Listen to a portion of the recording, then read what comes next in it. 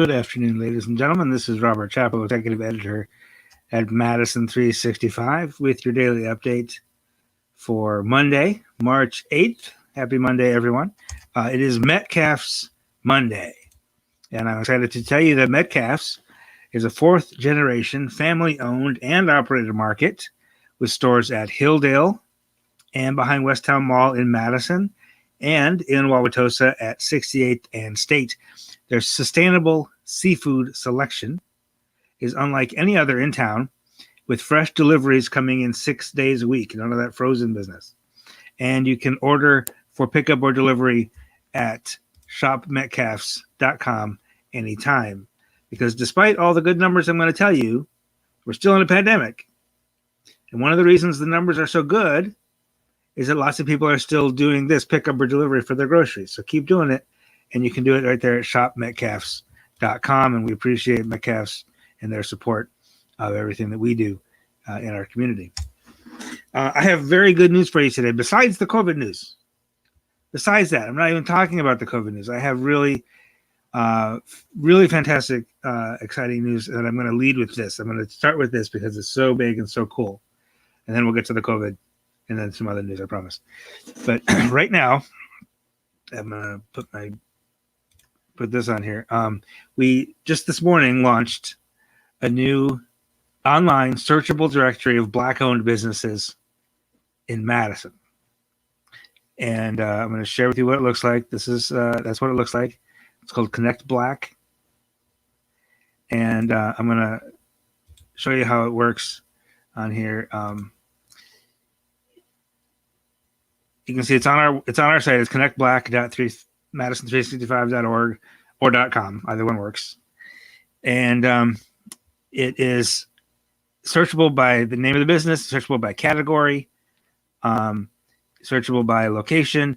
These are all Madison area, so you could search for Fitchburg or Janesville or other communities around here. But there's nonprofits. There's all these business categories, services, retail. Just click any of these. If you're looking for a Black-owned store to shop at, this is where you can start. And if you are a Black person and own a business, or you own half of a business or a portion of a business, it is free for you to be listed here. This is not an advertising thing for us. Like these are not advertisers. These are just businesses that we knew about. And we launched it today with about 100 businesses in here.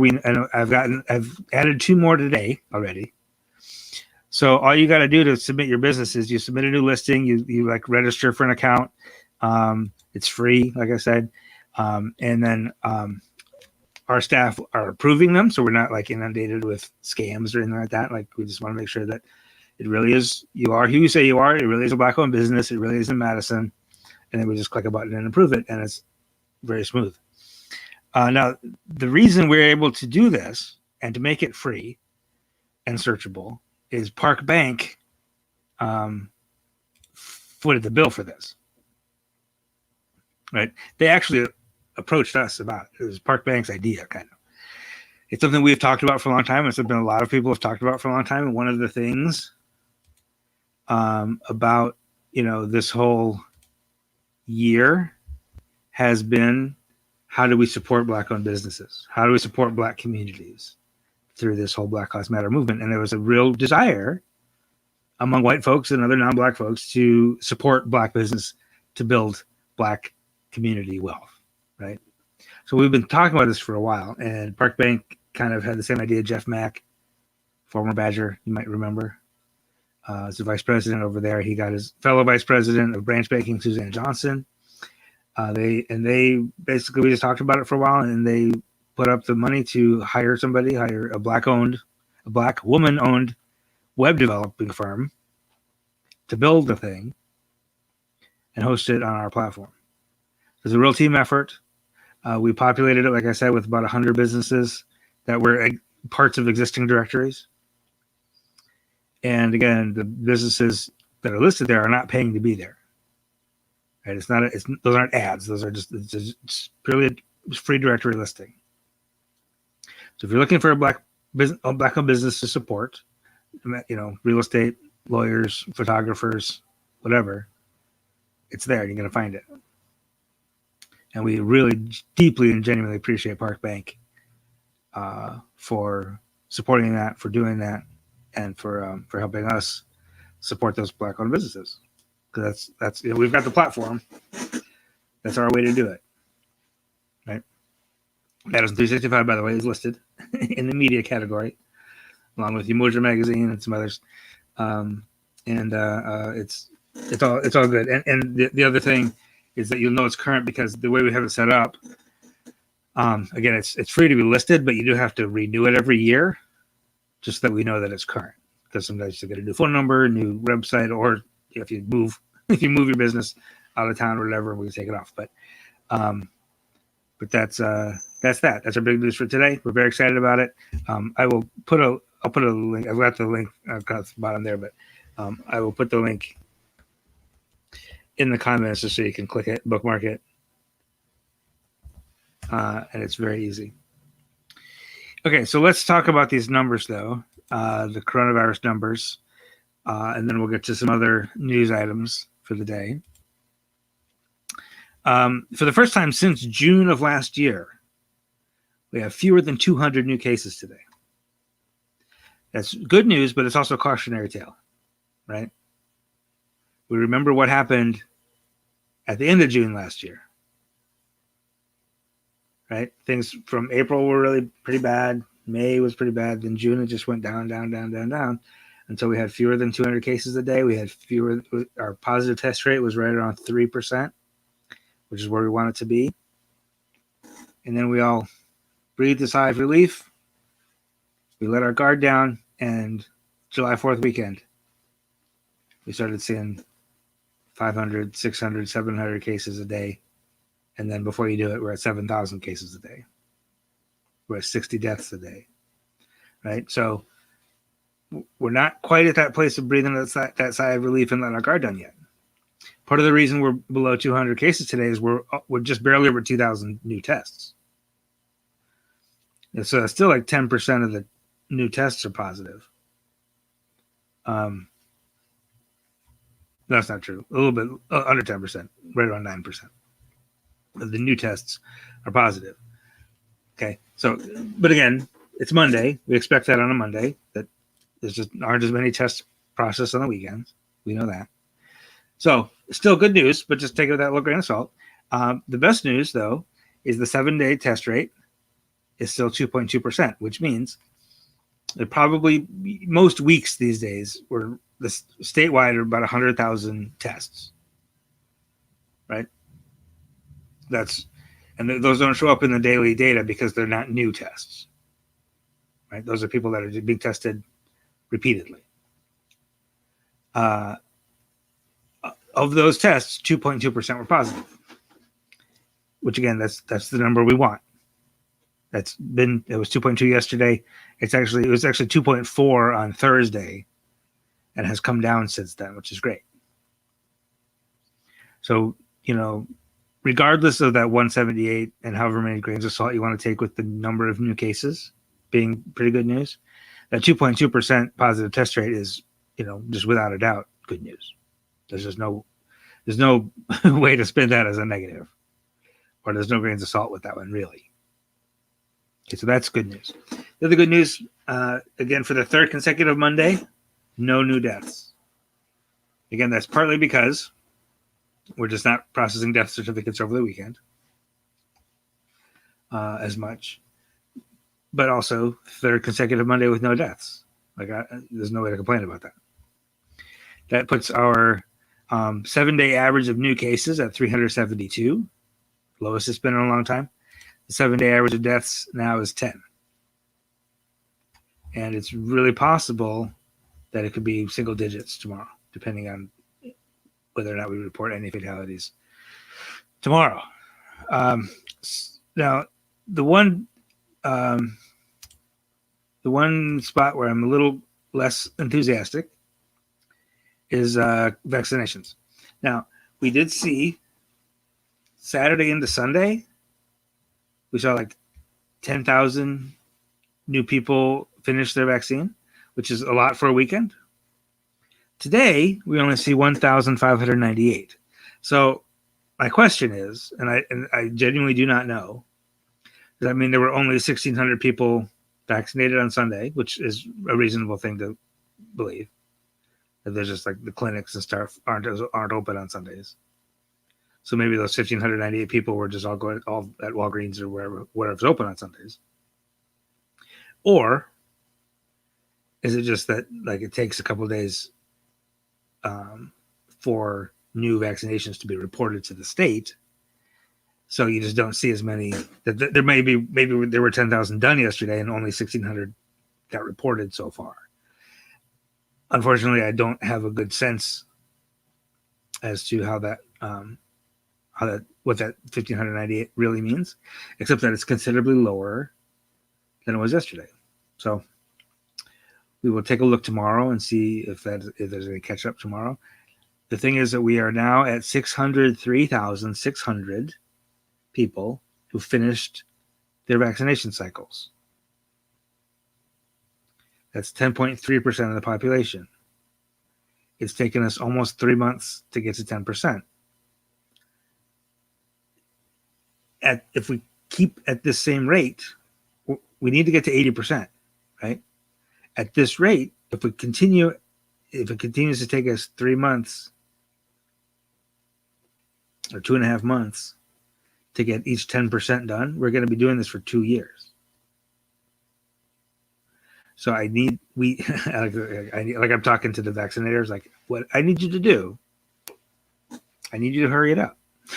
We need to accelerate the rate at which we're getting people vaccinated. And the thing is, it's a supply issue. It's not issue of prioritization. It's not like we have a whole bunch of supply and we're just getting a few people done, and then at some point it's going to all open up. Now the supply is just not there. Now the federal government says they'll have enough supply by the end of May to do everybody, which means then it's just a logistical challenge of getting it out, which means if that's the case, we might be done with this. We might be doing 30 and 40,000 a day come summer. That's the hope. I don't want to, seeing 1,600 in a day is not enough. Unless it's just a reporting thing, and tomorrow we'll see 30,000, and of which 10,000 will be from Sunday, and 10,000 will be from today, 10,000 will be from tomorrow. You know what I mean? So we'll keep an eye on that. We do have another 2,100 people who got their first shot. Still not enough. We've now administered 1.7 million doses. That's that's another 100,000 since like Thursday or so last week. We were at like 1.6 million. So that's good. Now, we do have to also keep track of these variants, right? Everybody's nervous about the variants. There are epidemiologists who are still saying things like, these are good questions I'm seeing. I'm sorry, I just flipped back over to the comments. So I'm seeing the questions from Brenda, and Corey's got a good comment. I'll get to this in a second. Everybody's worried about these variants, and people are saying, there are public health people saying, like, we're on the edge of another surge. And I think that's a bit hyperbolic, honestly. I think that's a little bit of fear mongering. A little bit. Probably not intentional. Nobody's trying to scare you, but there are people who are a bit more worried about these variants than I am. But let's acknowledge that there are these variants that are one of the reasons we're in this predicament that we have been for a year is that coronavirus, this SARS-CoV-2, is a really highly contagious virus. And these variants are even more contagious. That's great, right? It's not good at all. So it's important to keep track of them. Right? Because if they could take hold, and if they take hold and we start to see community spread of these variants, and we get to see RT numbers up over 1.5 again of these variants, that's bad news. That could outpace our vaccinations. Here's an important point. even though I'm slightly disappointed in the number of new vaccines today, at 1,600, that's still like 8 times as many vaccines as new cases. We're still vaccinating people a lot faster than we're identifying new positive cases. That's great. I shouldn't complain. All right.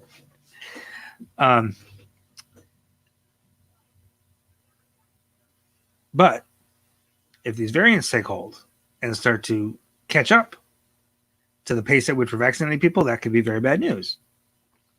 Because there's still 90% of the population that hasn't been vaccinated yet. And another, of those 90%, roughly 10% of that has had the virus before, which leaves like 70 to 80% of the population still vulnerable, probably. So it's possible, if not probable, but possible, that a variant could take hold and start spreading faster than we can do vaccinations. That would be pretty bad news. We'd see the same thing we saw last summer with the spike again. So that's why we want to keep track of it. And right now what we know is there have been about 7,262, in fact, samples of coronavirus genetically sequenced, and 26 instances of the UK variant, the B117, and 1 instance of the South Africa variant, B1351, and 0 of P1, which is called the Brazil variant. So a relatively small number. We first saw that number about 3 weeks ago. It was 6. And then late last week, or middle of last week, it was 19. And then Friday it became 26. So they discovered 7 new cases over the course of 2 days. Don't love that. Still a relatively small number. There are 6,580 currently active coronavirus cases, and we've only found 26 that were that variant. So I'm not terribly concerned about it. However, we are going to continue to keep an eye on it. Right? Okay, so to these questions, Brenda asks, when I say we need 80%, she's saying, which means we would need to be able to vaccinate children eventually. Now, I am not answering this question from a place of epidemiological expertise, but my understanding, based on what I've read and what I understand and talking to folks who do know this stuff, that 80% is what is kind of the number that it could be 70%. It could be lower than 80% that's necessary, but that's where you confer herd immunity. Once you have like 75 to 80% of the population vaccinated, you have herd immunity, which means those other 20% who aren't even vaccinated don't really have to worry about it because the virus just isn't traveling among people anymore. Now, when you say herd immunity, you're talking about a population. So what we're talking about right now is the adult population. And we're talking about the adult population for 2 reasons. Number one, there aren't any vaccines approved for children yet. And number two, children may not even necessarily need to be vaccinated. Influenza, and they say it's just the flu. It is actually true. That's a really dumb thing people say. It's just like the flu. People die of the flu all the time. That's a really stupid thing to say. Don't say that. But it's also true that in children, influenza is actually in some ways more dangerous than COVID. COVID is far more dangerous for older people, but less dangerous for children, and the reasons for that are not entirely clear. So when I say 80%, I'm saying 80% of the adult population would confer pretty much herd immunity. Now, but I also think the answer to your question is, generally speaking, yes. That at some point we're going to have to start vaccinating children. And I think this will become, at some point, whether it's seasonal or a one-time thing. I think that's not clear yet. It's not clear yet whether this is like measles, where you get shot once as a kid and then maybe like one more booster, or is it like a seasonal flu thing where you got to get a shot every year? I don't think that's clear yet. I don't think we know that for sure yet. I might be wrong about that, but I'm not clear about whether that's which one it is. But either way, I think it's going to become a thing that we just It's just going to be one of those things you get when you're a kid. You're going to get your measles, your MMR, your pertussis, and your COVID shot. It's just not approved for children. And the only reason it's not approved for children right now is that it wasn't tested in children. This was, when they called this thing Operation Warp Speed, it was done at warp speed. It doesn't mean it's unsafe. It just means that they didn't do the full battery of testing that they normally do. But that doesn't mean it's unsafe. It just means like we've tested it in these populations under these conditions, so that's how we're going to use it. And it's being tested in children now. And at some point in the next year or so, it'll be approved for use in children, probably. Right? The fact that it's not allowed for children right now doesn't mean it's unsafe for children. It just means it hasn't been tested in children yet. And it will be, and I would imagine sometime in the future, in the relatively near future, we'll be vaccinating kids. So I hope that answers your question, Brenda. Corey also notes that this week, teachers were eligible starting last week, but there just wasn't a lot of vaccine supply available for them. Madison Metro School District is vaccinating teachers starting Friday this week, but Dane County has 7,900 vaccines available for teachers that are of the Johnson & Johnson variety, which is a single dose. So it sounds to me, my understanding now is that we have these two different numbers with at least one dose and completed the vaccine. And I think the Johnson & Johnson shots will go basically into both of those. So I'm hoping that we get 5,000 people done today at Alliant Energy Center by the county, and that'll and those Johnson & Johnson shots are distributed around the state. And again, they're single dose. So you get that one dose, and then you get added to the completed vaccine pile of people. And we should see that number get bigger when we're counting both second shots of Pfizer and Moderna and first shots of Johnson & Johnson all go into that completed vaccine line on my spreadsheet. I'm hoping that number continues to go up pretty quick. I hope that all makes sense. So there is more news, not a lot more news, a little bit more news coming after the break. I will. I'm just going to grab a drink because I've been talking too much today. And don't go away. We will be right back.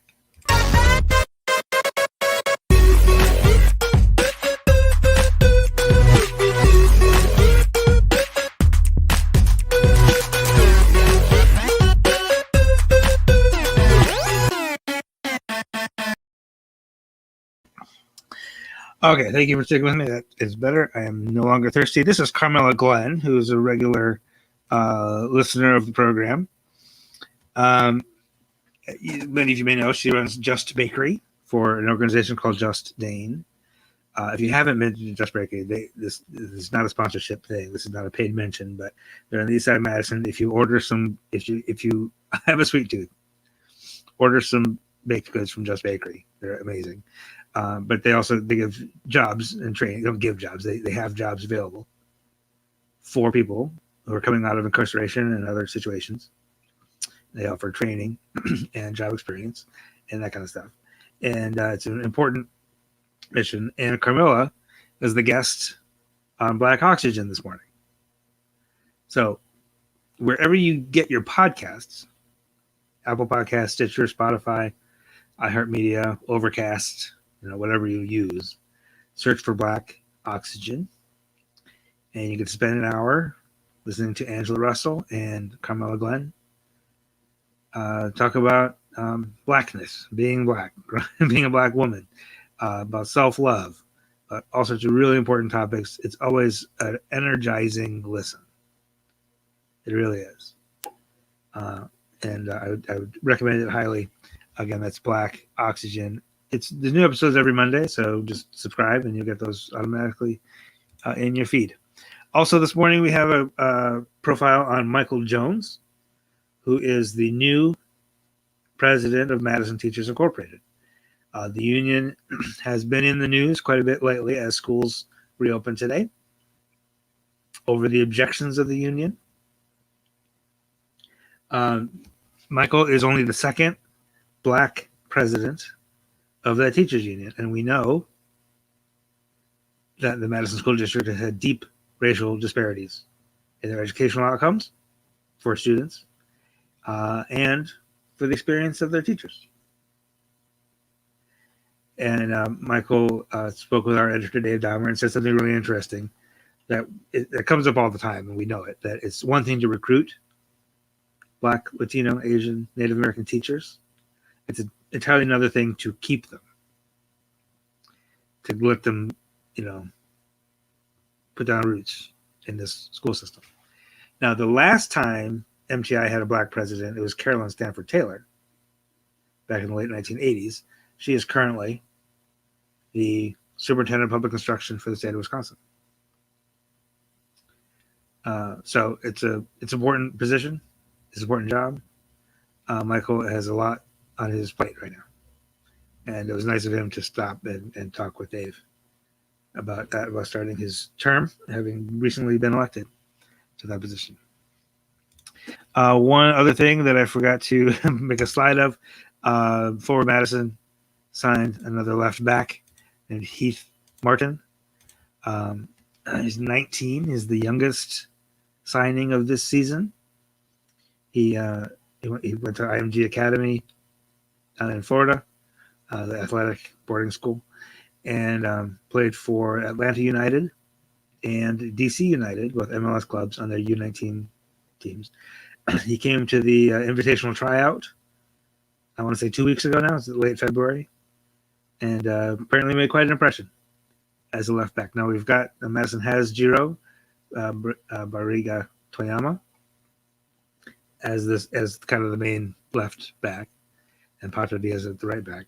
So I would imagine Heath is going to be a substitute at the left back position, maybe play a little bit of midfield on the left side. We will have to see, but it looked like a very exciting signing. So pay attention to that. As the season approaches, and as it looks like, fingers crossed, there will be home matches. We will have more. We'll try to get some players and some coaches and stuff on the program here, so you can kind of get to know them a little bit and kind of engage, because it's very cool for Madison to have its own professional sports team of any kind. So that is what I have for you today. Again, connect black.madison365.org to search for your Black-owned businesses and support those businesses. Now, the one other thing I want to mention about that is that we're starting in Madison because Park Bank is a Madison institution. We're starting with Madison, but our intent is to grow it statewide at some point in the future and to start recruiting businesses from Milwaukee, Oshkosh, Green Bay, Eau Claire, all over the place. So just put that in the back of your mind. If you're not around Madison, you're not going to be excluded. We're just starting here and then growing. So appreciate your attention and your time. I will be back tomorrow. It's a beautiful day. Get outside, enjoy yourself, and have a great evening, and we'll talk to you soon. This is 365 Media.